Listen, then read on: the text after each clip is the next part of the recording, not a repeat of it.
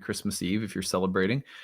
Today we are going to continue our series on the Tao Te Ching for astrologers by looking at verses 67 and 68 of the Tao Te Ching. You do not have to have seen the earlier episodes in this series to follow along. All of the verses of the Tao Te Ching stand alone.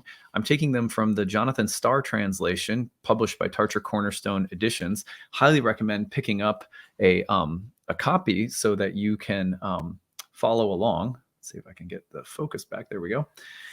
And, the good thing about having a desk reference of your own is that it makes for great morning meditation. I've been using the Tao Te Ching as a source of centering and inspiration in the creation of my content for probably a decade now. So I think it's one of the most brilliant, spiritual treatises in the world. So I hope that you'll check it out and get a copy for yourself. We're going to read through verses 67 and 68 twice. As always, I read through the first verse and the second verse, and then we go back, reread them, and reflect on them. And we do so in light of our study of astrology. The point of this series is to reflect on the teachings of the Tao Te Ching in light of what ancient mystics said about why we practice astrology. There are a lot of similarities. So it's a valuable text that can accompany your development as an astrologer. All right, well, before we get into our reading for today, as always, don't forget to like and subscribe, share your comments in the comments section. It helps the channel to grow. You can always find transcripts of my daily talks on my website, which is nightlightastrology.com. We are also in the midst of trying to raise the support of 1,608 backers. If you value this channel, if you value the content, both spiritually and astrologically, if you get something good out of it, please consider pitching in and supporting us. We have already, 800 some people that have supported us as of the time I'm recording this. We need to trying to get to 1,600. So we need a big push in the last 10 days or so, a little over a week left in order to reach our goal. You can choose a reward when you donate. There's lots of different talks I give. All of my classes are 50% off. If you bundle them together in a 4-pack, they're up to 75% off. You can get some readings that I offer. So lots of cool stuff there. Check it out. The link to the Kickstarter is in the description of this video or the comment section below. Really appreciate your support and supporting my staff, this channel, and all the good goals we have in the year ahead, including a more affordable reading service that we hope to offer for people, some of my graduates, my best students. We want to create a service where they can get experience, earn a little money, and people can get affordable readings. So we're going to be in the process of building that through the capital that we develop in the Kickstarter. So if you contribute, you're contributing to some really good things. All right, well, let's get into our verses for today. I'm going to put them up on the screen as always, so that you can follow along if you want to, if you don't have the text. So verse 67 and 68. All the world talks about Tao with such familiarity. What folly! Tao is not something found at the marketplace or passed on from father to son. It is not something gained by knowing or lost by forgetting. If Tao were like this, it would have been lost and forgotten long ago. I have 3 treasures that I cherish and hold dear. The first is love. The second is moderation. The third is humility. With love, one is fearless. With moderation, one is abundant. With humility, one can fill the highest position. Now, if one is fearless but has no love, abundant but has no moderation, rises up but has no humility, surely he is doomed. Love vanquishes all attackers. It is impregnable in defense. When heaven wants to protect someone, does it send an army? No, it protects him with love.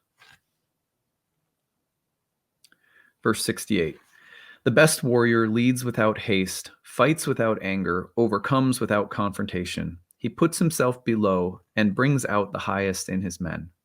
This is the virtue of not confronting, of working with the abilities you have, of complying with the laws of heaven. This is the ancient path that leads to perfection. Let's go back to verse 67. We'll reread it and now offer some reflections on the similarities between these 2 verses and what ancient astrologers said about the spiritual purpose of astrology. All the world talks about my Tao with such familiarity. What folly!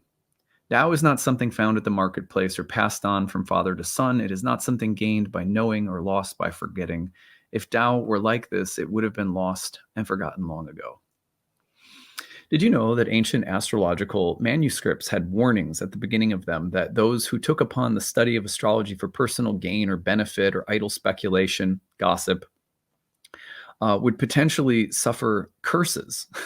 They would protect the sacredness of the text sometimes with literal curses.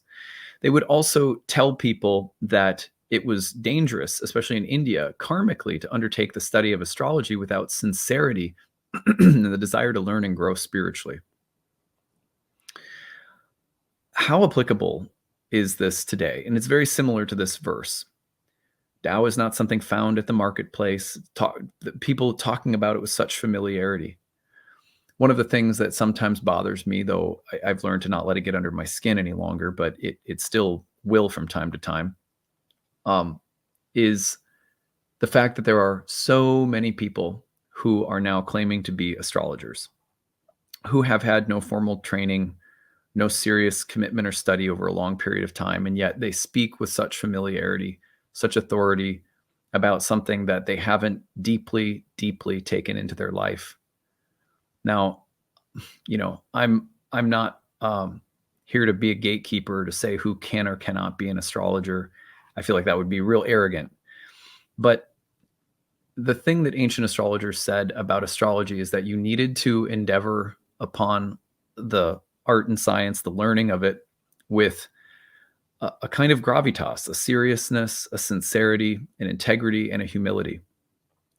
And one of the ways that you can recognize what kind of astrology is going to be good for you and what isn't is the degree to which the art or craft is treated like a sacred thing, and that it shouldn't be applied for the sake of gossip and speculation. It shouldn't be deepening our attachment to trivial things. It should be contributing to a soulful life, not one that is more burdened by anxiety about the future. When we think about the future, we're thinking about it as something preparing us to live soulfully, consciously, meaningfully. When we think about what astrology is giving us, it's giving us a language through which to relate to the cosmos that we live in and to the living soul that inhabits all things. This is very similar to the Tao.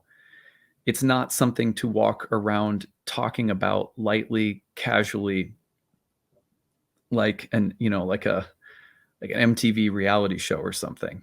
Now, again, I don't mean to act like some kind of all-powerful gatekeeper. Get off my lawn or something.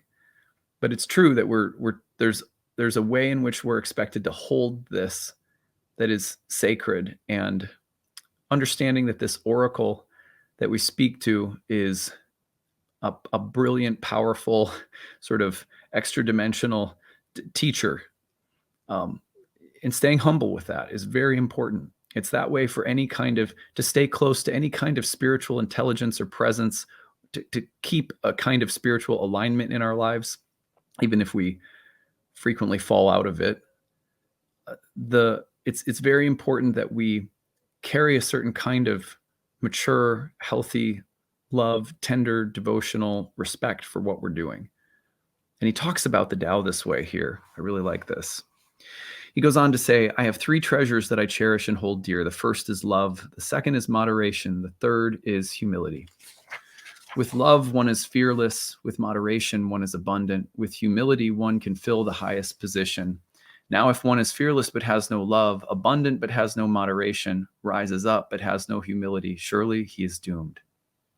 Love vanquishes all attackers, is impregnable in defense. When heaven wants to protect someone, does it send an army? No, it protects him with love. I love this piece of the verse. It's just a straight up teaching, and it is a teaching that you will find mirrored in many of the spiritual traditions that practiced astrology in the ancient world in general, which is that if astrology is something in your life that is contributing to the development of love or devotion, I would also call it, moderation, as in, nothing too extreme, walking a kind of sacred middle path, and being humble, not getting out over our skis, not being arrogant, not being self-righteous. So love, moderation, and humility. If astrology is teaching us these things, then it is in line with sacred traditions like the Taoist tradition, the yogic tradition, the Buddhist tradition, the Hermetic tradition, the Christian tradition, so many others that aren't, different paths all over the world. These virtues are essential. And I ask myself that a lot. I say, am I having fun on this channel while also resembling a spirit of love, temperance, and humility? Because those are important. It's important to me because I feel better, and the voice of the oracle, whether I'm reading charts or making content or teaching classes, is always clearer and more eloquent and beautiful as something that I have to tune into and somehow communicate as like a hermetic practice when I am practicing love and temperance and humility. I'm not always very good at those things, but I know what they feel like when I'm in them. And I know that it leads to the best, clearest relationship with the signs and symbols of astrology, with the oracle itself. So we have to do things in our lives, however we do them, that foster those qualities in our consciousness, in our hearts. And I'm not saying there's only one way to do it, but I know that reading this text and reminding myself of these things is a big thing for me. This is one of my favorite verses of the Tao Te Ching. I most think of the I Ching, which I also read a lot too. With love, one is fearless, with moderation, abundant. With humility, one can fill the highest position.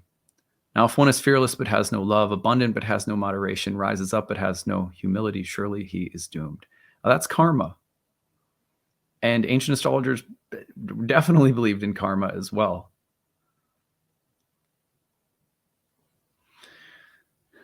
Love vanquishes all attackers. It is impregnable in defense. When heaven wants to protect someone, does it send an army? No, it protects them with love. There's a sense when you live an astrological life that you are perfectly protected. Not protected in the sense that you get everything you want and that nothing that you don't want ever happens, but protected in that your life is guaranteed to be meaningful, graceful, and that the cosmos will be experienced as merciful and meaningful. And you're sort of guaranteed that the more you study astrology.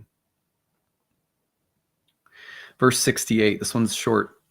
The best warrior leads without haste, fights without anger, overcomes without confrontation. He puts himself below and brings out the highest in his men. This is the virtue of not confronting, of working with the abilities you have, of complying with the laws of heaven. This is the ancient path that leads to perfection. Now, this might be instruction, like literal military instructions, but it can be taken, I think, in another way, and one that is compatible with what ancient astrologers said about the practice of astrology.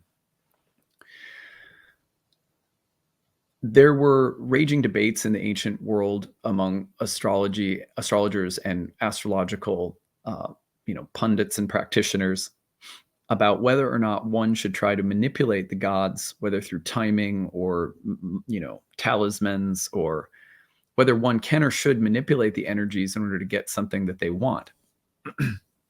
Largely, the ancient astrologers seem to have, although there were certainly magical astrology practices, and some of them were probably of very high integrity in terms of healing and medicine and things like that. But there was a clear sense that the more that one tries to assert oneself, the more that one will end up falling down. The more that one tries to get something, the more that one will eventually be stripped of that thing. And the key to being powerful is to be humble and to be content with what comes and to be open-minded and curious about what comes, especially in the way of astrological transits and seasons in your life. Rather than saying, how do I optimize this transit?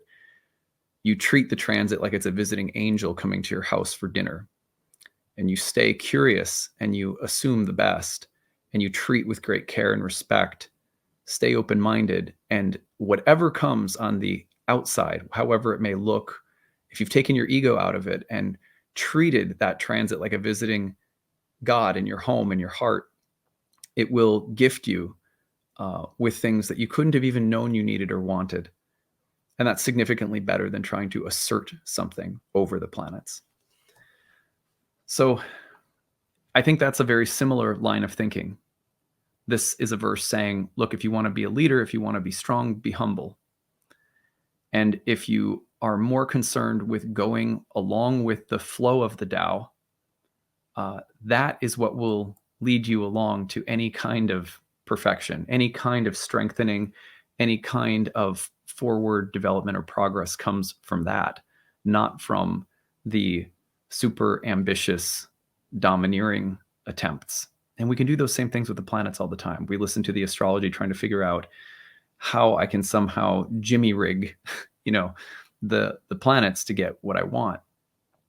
And the secret is really in treating them like guests and not being someone who is in a state of want or need, or, trying to stay full and satisfied in the heart and treating the planet like a guest. They come bearing gifts. That's how the planets are. So anyway, I hope that this has been a useful exploration today. I hope that if you are celebrating Christmas, that you have a very Merry Christmas and a nice Christmas Eve. If you're not celebrating, we'll hope you had a happy solstice this week. And we will be back together again on Monday for more. Don't forget, we are still trying to get as many backers as we can to get our 1,608 backer goal by New Year's Eve. If you like this kind of content, it does something positive for you, please consider pitching in. $5, $10, or choose a reward, donate a little bit more. We have all sorts of reward tiers. Find the description, the link to the Kickstarter in the description of this video or the comments section. All right, you guys have a great weekend. We'll see you again Monday.